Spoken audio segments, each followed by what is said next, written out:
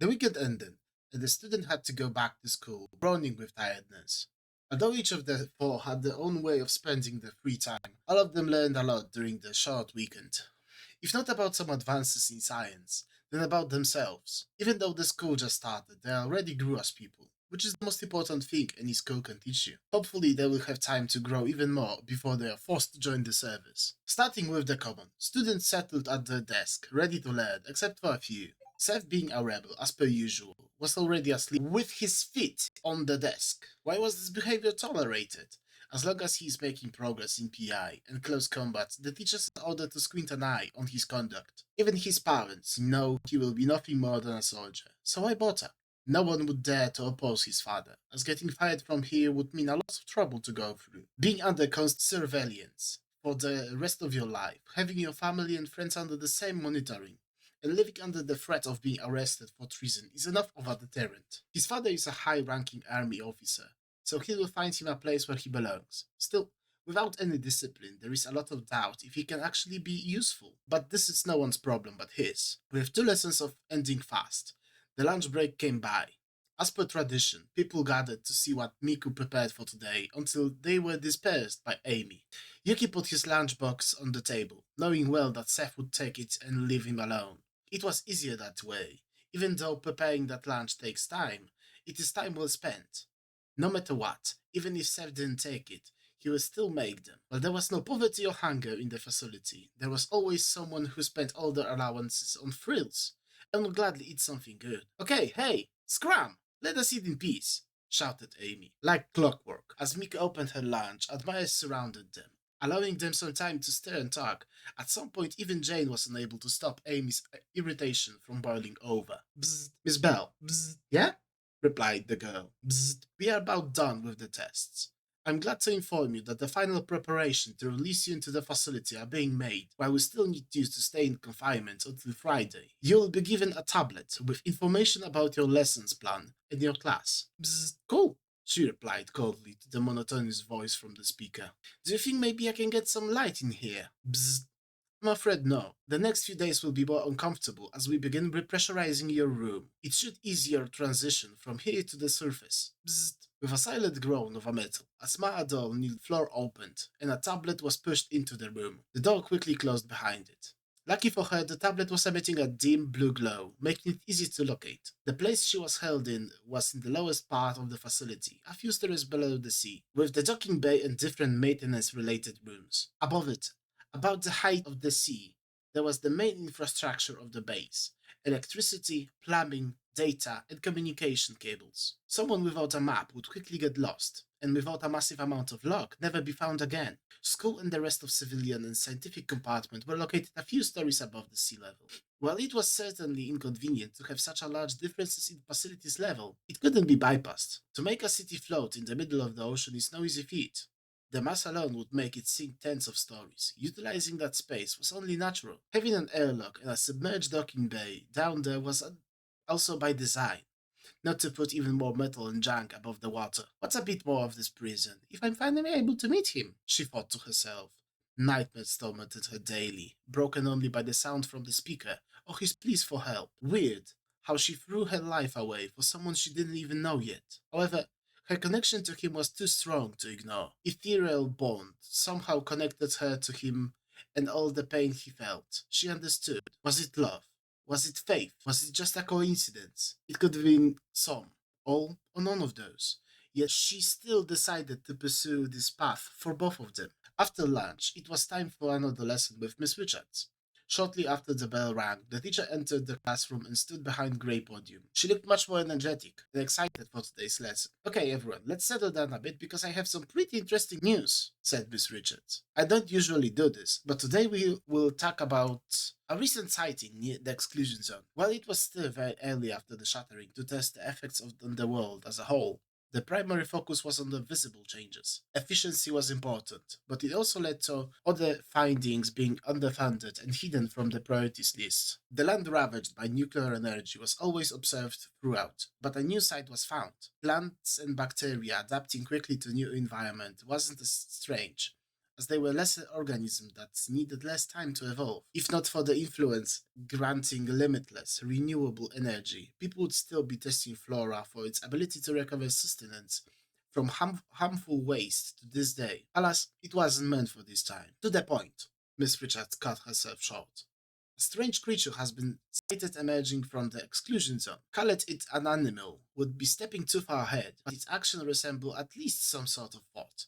Not only that, but in the initial report, it was able to utilize the red influence as it was radiating heating energy. Nothing for certain yet, but probably because of the excess of energy from radiation absorbed. While the usual suspects weren't interested in what she wanted to say, the rest of the class was very intrigued by the new information. Seth was sound asleep and couldn't care less.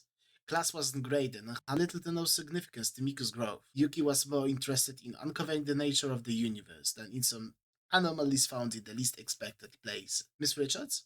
A hand rose up from the middle of the class. When you said creature, are we talking about something rather shapeless, or do we go more into apocalypse mutation thingy? Asked the green-haired boy. Good question, Mark, she responded immediately.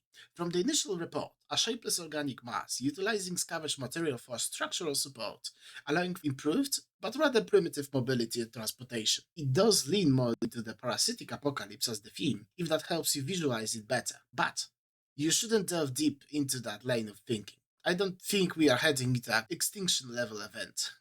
She ended with a joke. Her young age played well in her favor. She was able to communicate with her young students and compare information to something they already knew and could relate to. It didn't take long before she spiraled into a tangent about how inaccurately movies and other media depict parasites and illnesses, taking most of the lesson. While she mostly talked about biology, it also included chemistry, the subject she specialized in. Every living being in the universe wants to live. That is a given, and everything evolves around this one principle. Viruses become less severe over time, allowing them to survive longer and spread. Parasites need the host to survive and reproduce. The extinction of one of the species can be catastrophic for all parties involved. Plus, parasites and humans live in symbiotic relationship to some degree. Their portrayal already led to many problems during the second phase of space exploration in 2040. With the bell ringing again, Miss Richard was blown back into the classroom. I guess this is all. Thank you for the lesson. I wish you all the best rest of your day, she concluded with a warm smile. Yuki, can you stay for a bit? She asked. Of course, he replied without any problems. Yuki was a strange student. Perfect grades, always busy pursuing knowledge beyond academics, yet he's never in a hurry and always has time for everything and everyone. After the class cleared out, the bell rang once again, and two of them were left. I hope I'm not intruding on your time, said Miss Richards politely. Not at all. Okay, she replied with a sigh of relief. I've been hearing some rumors that you are being mistreated in class. Do you mind telling me more about it? Well, you could say that from an outside perspective. What about it? He asked her calmly. Nothing. Just wanted to know your side of the story. Perplexed, but she still needed to pursue the subject with a student. Can you help me understand it a bit better? What do you mean by outside perspective? Seth is simple, brutal, but honest and reasonable to some degree. After a short pause, he continued. I bring him food. He doesn't bother me or anyone else. Did he agree to this? He doesn't even know we have a deal like this, said Yuki, emotionless. Using quality of my lunches, I've been able to condition him to certain behaviors, which is also why he's been reported for certain things less often. I would appreciate if you were left it as is. But Miss Richards was appalled. This is wrong on so many levels, I don't even know where to start. First, you. It's not your responsibility to feed or take care of him. Second, him. His disrespectful and aggressive behavior is unacceptable. And then there's your manipulation. What's wrong with it? Conflict is resolved with minimal effort, and everyone involved is happy. I did overstep in my approach, but it's a path of lowest resistance that everyone can benefit from, he explained briefly, without malice, but cold calculation. What am I gonna do with both of you? Said Miss Richards, shaking her head in disapproval. But deep down she knew, at the end of the day, this is a secret military facility. This outcome is very acceptable. Don't do anything. Don't say anything to anyone. I don't want to pull any attention to myself, and this would raise a few eyebrows. He paused for a minute and looked deep into her eyes. Please, can't promise you anything, but I will keep that in mind. Absolutely torn apart. Miss Richard never expected any of this. This is almost criminal, but also not unreasonable to think that many people are happy with the results. Yuki cannot be rewarded for what he is doing because that will set a bad example for him and everyone else. Yet, even if she speaks up about it, he won't be punished. People will investigate and dig around, but doubt they will fix anything. Now that she knows it, she's part of this and could be charged with complicity. How do you feel in general?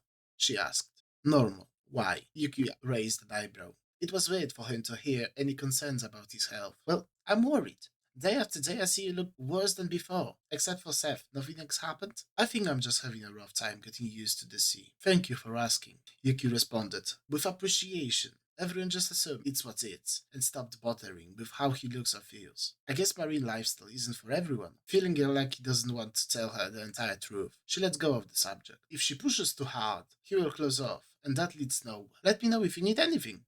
I'm supposed to take care of you all, yet I never hear from students outside the class. Thank you. I will be fine. Goodbye. Yuki thanked her and left the classroom, heading to the library. Alone in the classroom, she spent some time drowning in thoughts, acting how she's supposed to, but the entire situation feels out of order. Being familiar with his files, Yuki made staggering progress in classes.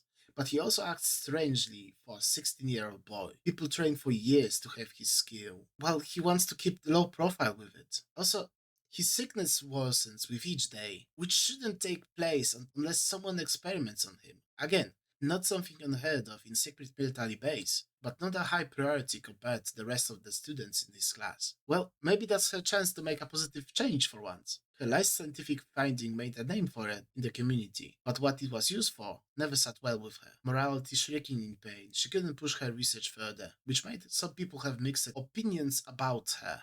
It's fine, she spoke to herself while packing her bag. At least I can look in the mirror. Leaving the room, Miss Richards stumbled upon Mr. Miyazaki, who was making his way to the extracurricular activities he was hosting. Miss Richards, shouldn't you be in class already? The old man scoffed at her. No, not today. I see. Then go. Mr. Miyazaki, sir, she cut him off before he could get away. Hmm? Do you maybe know if there are any tests done to Yuki?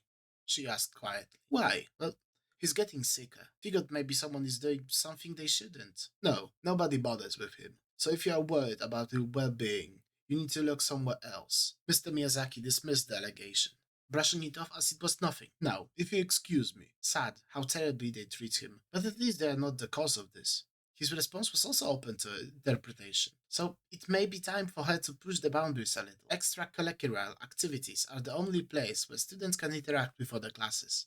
The school wasn't large, housing only 6 classes. Those who were supposed to be in the third year have already graduated, and the second year will do so after this one. However, people in first year, since they are in the actual high school age, will have 3 years unless the syllabus changes again. Heavy pressure from the government forced the school to quickly produce soldiers and other technicians, known as operators, focusing first generation students solely on influence development. The second generation is a product of a middle ground between the first generation and the third. While extracurricular activities were open to all ages, only those of proper age attended for various reasons. Ego, making some believe it was beneath them, enjoying free time and no responsibilities as adults, or learning stuff outside of what is offered.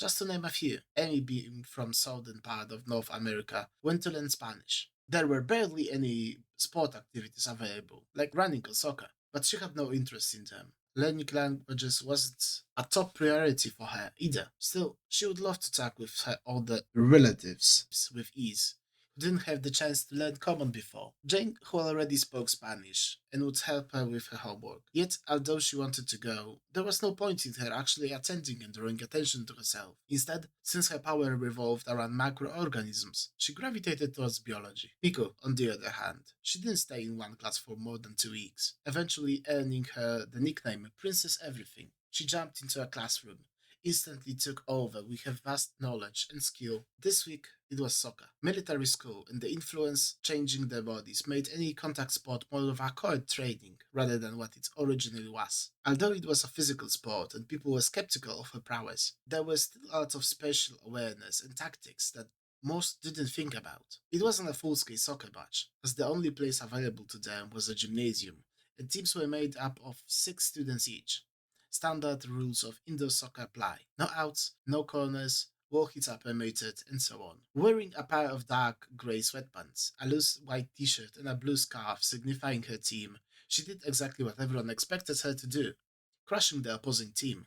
While the game was very competitive, it wasn't nearly as fun for Miku team as it was for opponents. Getting the ball, she breezed through the entire team and scored some crazy, almost physics-defying goal with a curved ball. She was unstoppable, both on offense and defense, which is why the opposing team had to work really hard together to overcome her. The main strategy, of course, is to keep the ball away from her. Trying as they might, the match ended 11-6 in favor of Miku. She always liked physical exercises, so she had fun during it, but it still wasn't in it. Whether it was soccer, any language, or other scientific subject, never scratched the same itch she was looking for, or so she thought. The actual reason she was doing all of that was quite different, but it wasn't for her to realize that yet. On the other hand, only she and Amy were permitted to do sports on Monday. Tuesday starts off with close combat exercises, and being tired reduces their effectiveness. Mika, being a special case, was allowed much more than an average student, and Amy couldn't learn more from them even though she really wanted to. After the school ended, the trio met in front of the building and headed to their favorite coffee shop, short distance from the school, yet the girls still decided to shorten the walk even more by taking the alleyways between the buildings. That way was mostly safe. It was a government secret military facility, but every organized and decent looking place has to have bowels. Most of the piping and wiring was under the pavement and roads, but in some instances, like here, shortcuts were made. Again, the way was safe, unless something happened to the utilities surrounding them. It was a high maintenance area, so risk of them being hurt was astronomically small. However, 1 in a billion happens more often than most people imagine. Sitting at the table, awaiting the order, the girl talked about tomorrow. I wonder who I'm going to get for Cece, wondered Jane. Do you have a preference? Asked Miku, jokingly. I guess I do. Someone, I don't know, mentally stable? Someone who won't try to kill me? I don't know if I would give Amy that right to her face. Mick laughed as she twisted Jane's words. Nope, I didn't. You know what I mean, she replied, pouting. Amy at least understands not everyone is born with vast martial art knowledge. Looking over, she noticed that Amy was remarkably absent from the conversation. Amy? Huh? Sorry, I spaced out. You do that a lot lately. Is everything fine? Asked Jane. Yeah, I was just thinking. About anything special? Kind of. It's a bit of a delicate topic, she replied, slightly awkward, looking at Mikos in a suspicious way, as if she was asking for permission to speak. You can tell us. Miko gave her blessing. Maybe we can figure it out together. Are you sure? Yes. You guys are starting to scare me, declared concerned Jane. It started with your idea of asking the empty guy for help with my training. And it got me thinking, dude knows everything about anything, and yet he's an absolute pushover and nobody. Not only that, he acts like he has no ambition at all, but he works on something harder than anyone else would on the dreams. I cannot wrap my head around it, she explained, rubbing her head furiously. Like, what is his goal?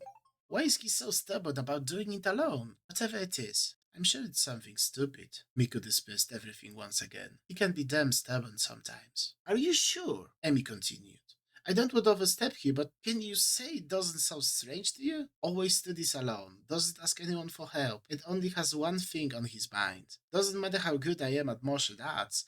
Sad to admit it, I don't think I can match his determination. Feel free to ask him if it bothers you that much. I don't think it's that kind of bother, injected Jane with a devious smile. She called him out for his ego. Now hers is bruised. Maybe. You read me like an open book. Amy stopped for a second to compose herself. With how many disadvantages he's facing, his effort is admirable. Like a kid trying to fly, fighting gravity all of his own. Hearing Amy say that stunned both Jane and Miku. Admitting your flaws wasn't strange to her. It was the way she summarized her thoughts. That's kind of poetic, complimented her Jane.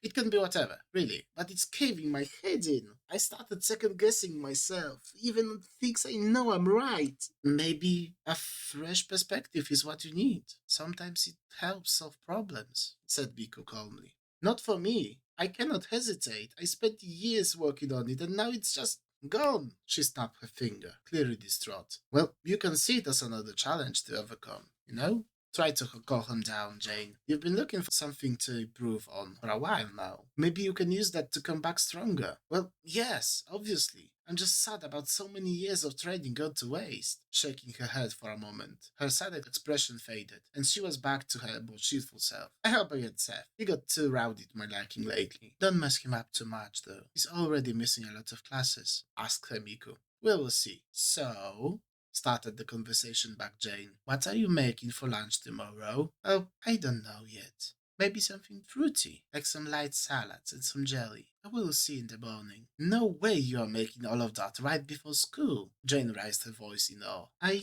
have a bit more free time nowadays. Small shopping trip, then maybe some cooking to have my mind occupied. It's far better than me lying in bed for a few more hours. That's true. What about you, Amy? Continued Jane. Depends what I have in the fridge. Probably gonna freeball it as per usual. I myself feel something more savory. I love our government lunches, but I really crave simplicity right now. With the laughter, another day came to an end.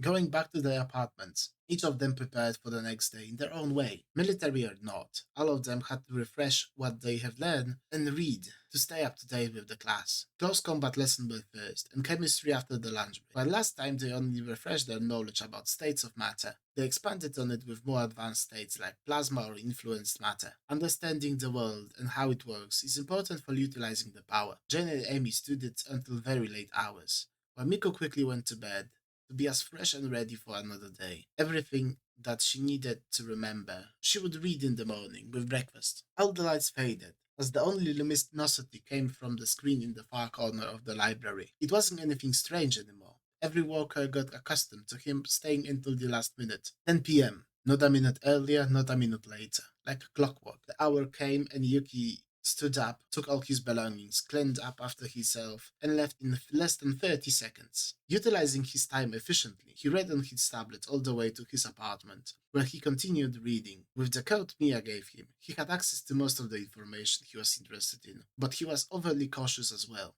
Accessing that database looks a lot less suspicious from public place than hiding with it in his home, at least for now. Small steps, one error, one single mistake. Being too comfortable with it can cause everything to fall apart. At 10 o'clock, everyone was ready at the gymnasium, waiting for the teacher. Dressed in white t-shirts and grey sweatpants. For the comfort, students lined up in front of the doors for a few minutes. Everyone except Yuki, who sat down in the corner, continued to read. Finally, the teacher arrived, late by another 5 minutes. Middle-aged, well-built man, but in this place, his hard work goes unnoticed, as most of the students never worked a day to achieve the build he has. Jet black and short hair with a two-day beard finished the set. He taught in military for a long time, specializing in wrestling. He taught kids a lot of helpful takedowns, but he could also stand his ground in mixed arts matches too, against normal people, of course. Splitting the class into pairs, each duo took a square mat and began training. Jane with Miku, Seth with Amy, and so on, based on skill level. Seth was second best in class, but that didn't mean he was even approaching Amy's level. Hey, how about you? The teacher knelt before the boy.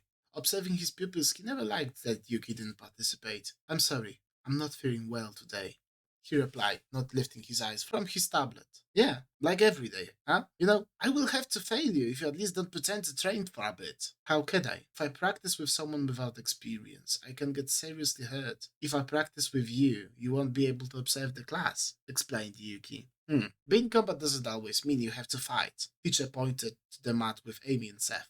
Can you tell me a bit more about the fight? I'm sorry, I don't think I can. Looks like they're pretty evenly matched, no? Good grief. By the next lesson, I want you to prepare an essay on the history of Olympics and the evolution of martial arts as a sport. Maybe that will be more of your speed. His expectations were low, and yet the teacher was still disappointed. More my speed, Yuki thought to himself, as the teacher was walking away. Maybe it wasn't him who misunderstood the situation, but the teacher. Taking his eyes off the tablet, Amy instantly felt his cold gaze on her. At this moment, they were in the same position. Seth was giving his all to hurt Amy, forgetting everything he learned and reverting to a primal beast. At the same time, she had to limit herself so much to avoid any of his mistakes, ending in a trip to hospital. Neither of them was learning anything, nor were they making any effort to do so. Punch after punch, Seth was pushing forward, as Amy was deflecting every hit and stepping sideways to keep the fight close to the middle, fooling herself into believing his erratic attacks were helping her practice her reaction time. The first lesson ended, and the kids were given a few minutes to rest. Everyone gathered in their own groups to relax, talk, and laugh until the next lesson started. Miko and Jane tried to approach Amy, but she was too fast and walked towards Yuki. Hey, got anything to say? She raised her voice enough to sound threatening, but not loud enough to cause a scene. He didn't do anything wrong, but his intense stare made her feel uneasy. About how you ogled me during the practice. Oh, I'm sorry. I didn't mean it that way. Yuki stood up and bowed down in apology. The teacher asked me a question about your fight, and I had to focus for a moment. I don't care what he told you to do. Next time be less creepy about it.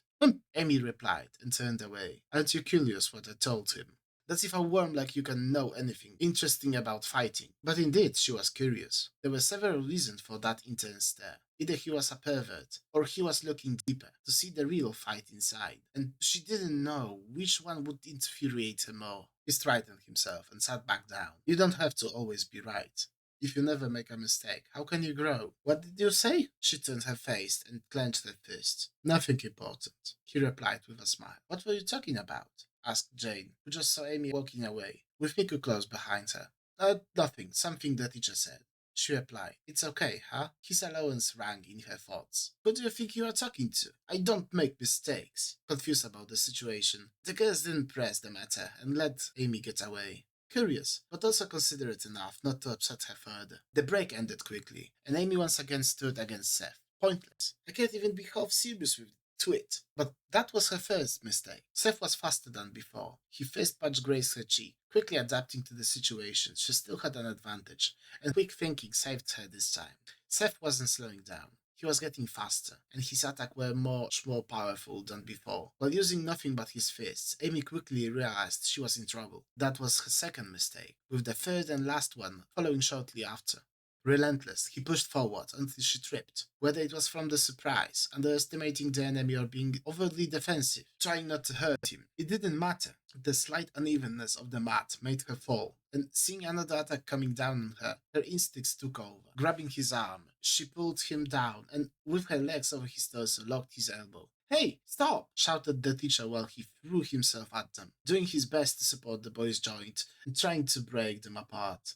Yes, sorry. Amy came back to her senses and quickly released the lock. Unexpectedly, she tried to think about what just happened. Take a break, Amy. Are you alright, Seth? He asked the red-haired boy. Yeah, I'm fine. He stood up and shook it off while massaging his elbow. Luckily, he didn't suffer any serious injuries, but was also seemingly confused about what just happened. If the teacher didn't react in time, she would snap his arm in half. This is what she was afraid of. Not what Seth did, but her being pushed to the grey area where she didn't know how much force to use. Hesitating, she put her own well-being over his. Pride, lack of concentration, and confusion. If she weren't bruised, she would be focused and his attack wouldn't catch her off guard, so she wouldn't fall and end up in the pitiful position. But now, Amy looked down at her trembling hands, then looked back at Yuki, who just hidden a piece of blooded tissue into his pocket. What is wrong with him? Can he predict the future or something? She thought. No, there is no way. Must be a coincidence. What am I thinking about? Amy left the gymnasium and changed to her uniform while the rest of the class continued with their lesson. Jane and Miku were worried, but had to wait. As the teacher took care of Seth, they could slow down and talk to each other. Yuki has a massive impact on Amy. But why? Was it because of the guilt? Miku didn't want to point out what was obvious to her, but it was indeed concerning. The class ended. Everyone went to change and wash up before lunch and the next lesson. Amy was nowhere to be found. She only came back as the bell rang for chemistry. Since they all sat far apart, they couldn't talk during the lesson, but they could throw notes, which she ignored throughout. Yet she couldn't evade them forever. After the classes ended, Miku and Jane caught up with her. Are you alright? Asked Jane. I don't know. Can't say I felt like this before. Do you want to talk about it? Continued Jane. Surely we can figure something out if we pull our minds to it. See, this is the issue. I don't know if it's bad or not yet. Miku, since Yuki changed, did you notice anything strange about him? I don't know. Apart from everything? Replied Miku dismissively. Yeah, pretty dumb question. Amy stopped for a while. Something is not right. I know it, but I can't say what. As I said before, feel free to talk to him if it bothers you that much. We are done, so if you have any plans. Miku! yelled Jane. But she couldn't deny that Amy has been acting weird lately. Still, for a boy to come between them would be a nightmare. I don't plan on anything, but there are too many coincidences to ignore. First Jane mentioned him, now the teacher asked for his opinion, and then, am I thinking about it too much? It does sound like he's on your mind quite a lot. said Jane, while her expression saddened with worry. It's fine. Whatever happens, I just need to figure it out. Amy noticed how Jane reacted and cut the gloomy talk, putting an arm around her and smiling cheerfully. He's not my type anyway. Can't imagine being with someone weaker than myself. Ending with a soft laughter. That's a pretty high bar, if I'm honest, noticed Miko. Is it? I'm not rushing anywhere. With the echo of their laughter, the girls went on about the day, lingering, but none of them let that uncertain feeling ruin the mood any longer. This will be a problem, Yuki thought, entering the library. But time's almost up anyway. At this rate, eyebrows will get raised. Digging deeper into the system, he found a few information that confirmed his suspicions. Security might increase soon, so he put a few measures in, just in case. Still needs to log in from the library once in a while, but the time where he can pull the plug is coming sooner than expected. What a pain. Whatever happens, he was ready, so no point in dwelling over that.